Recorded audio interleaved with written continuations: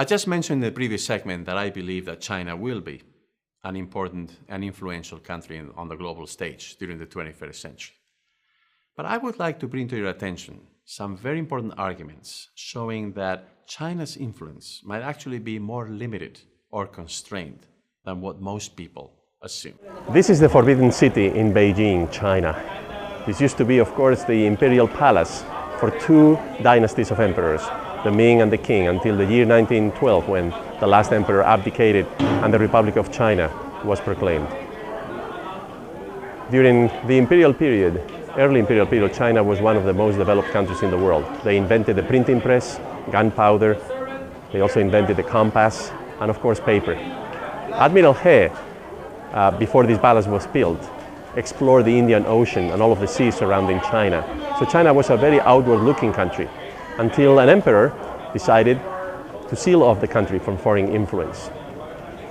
That was the beginning of China's decline. And as you know, during the 19th century, China was forced by the European powers into a series of trade treaties. And also the United States forced China to sign a trade treaty. It wasn't until after the Communist Revolution in 1949 that China started to find its way out of decline. I'm at the Great Wall in China. This was built over a period of 2,500 years and it stretches over 13,000 miles. There's 25,000 of the watchtowers that you can see in the background. Most of it was built during the Ming Dynasty, but then during the Qing Dynasty, that's over the last 400 years or so, it became redundant because Chinese borders then included parts of Mongolia. Now, it is very important also to think about the role that the Great Wall played in trade. So during time of peace, this was used as a way to collect customs duties as the goods moved in and out of China. And it's also very useful in terms of regulating immigration into China. So in other words, the Great Wall was not just a defensive feature, a fortification, it was also a very important structure in terms of how China related to the rest of the world in terms of trade and migration. First of all, let's just examine China's economic importance. It is the country in the world with the largest population as we speak. And it's only going to be India in the near future that will have a bigger population than China. It is already the second largest economy and by some indicators has already overtaken the United States. It is also the leading trading power in the world, and it has the largest current account surplus cumulative over a certain period of time, although during some years Germany has registered a higher or a greater surplus. It is also the country in the world with the largest foreign reserves, and it is an increasingly important source of foreign direct investments. But China as an economy and China as a potential global power is also very limited. For instance, cities are growing way too quickly in China, and there's many problems associated with that growth, including pollution and environmental degradation. The population is aging very quickly. They have a gender imbalance as a result of the one-child policy. There's plenty of environmental degradation, not only in cities, but also in the countryside as a result of the country's rapid industrialization. They have lost competitiveness in terms of their wages and their costs to other economies such as Vietnam or Bangladesh. They have a fragile banking system, and China is finding it very difficult to make the transition from an export-led economy to one based on domestic consumption. Part of the problem is that they don't have the right institutions in place. They don't have currency convertibility, meaning that the government continues to set the value of its currency. There's a lot of corruption in China at various levels of government. There's income inequality. There's lack of political legitimacy of the regime. There's internal ethnic strife, especially in Tibet and the western provinces. And there are other internal territorial issues. And China has conflicts with most of its neighboring countries, both on land and at sea. And as I mentioned earlier, China really lacks open access to the ocean. We can evaluate this problem here on the map. China is surrounded by many different kinds of neighbors to the north, the south, the east, and the west. Those neighbors actually outnumber China in terms of population. And China has territorial disputes, as you can see on this map, with every one of them. They also have disputes at sea with several other countries, including the Philippines and Vietnam and Malaysia and Indonesia. And these conflicts, of course, are very important for the region because they affect, potentially, global trade. Now, it's also important to think about China's situation in the world right now relative to the United States. It is important to keep in mind that the United States as a country and as an economy is still head and shoulders above China in terms of financial, military, and cultural power and influence.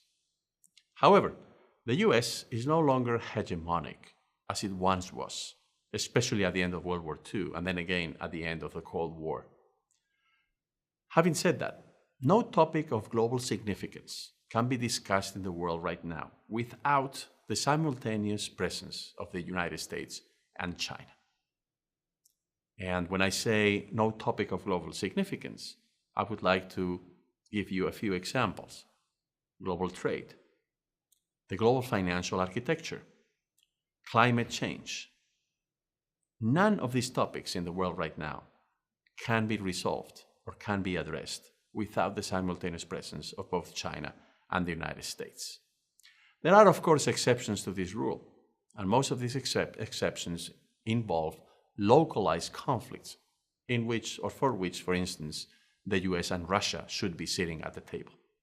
So in other words, what are the prospects for the so-called Pax Sinica, that is to say, a situation in the world in which China is the country that sets the rules, in the same way that the United States imposed a Pax Americana at the end of World War II, at least over the economies of Western Europe and the Western Hemisphere more broadly.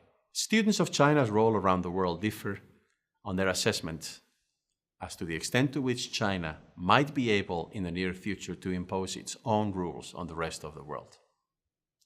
I list here on the slide a number of books that are quite optimistic about the ability of China to influence global affairs, let's say in 20 or 30 or 40 years down the road. But I would like to bring to your attention that similarly smart people wrote books earlier in the 1980s about the rise of Japan, arguing that Japan was going to become the next superpower. And of course, it only took 5 to 10 years to prove them wrong. There's also a long list of historians, political scientists, and economists who are skeptical about the ability of China to be an influential power in the world. Joseph Nye, Jared Diamond, Aaron Friedberg, and John Eikenberry have written books or articles that I urge you to read if you're interested in this topic, which essentially define the limits and the constraints under which China operates and raise quite important doubts about the country's ability to become a superpower. There's also a large number of Chinese scholars and observers who have written books or articles indicating that those limitations and constraints pointed out by European or American scholars are actually quite accurate. For instance, Justin Yifu Lin, a Chinese scholar and policymaker, wrote an influential book a number of years ago called Demystifying the Chinese Economy, in which he provided very interesting details as to the ways in which he thought the Chinese economy was limited in terms of enabling the country to play a very influential role in global affairs. So in other words, what I'm trying to emphasize to you here is that there are many open questions as to which countries will be in a position over the next 20 or 30 years to exercise a large amount of influence over global affairs.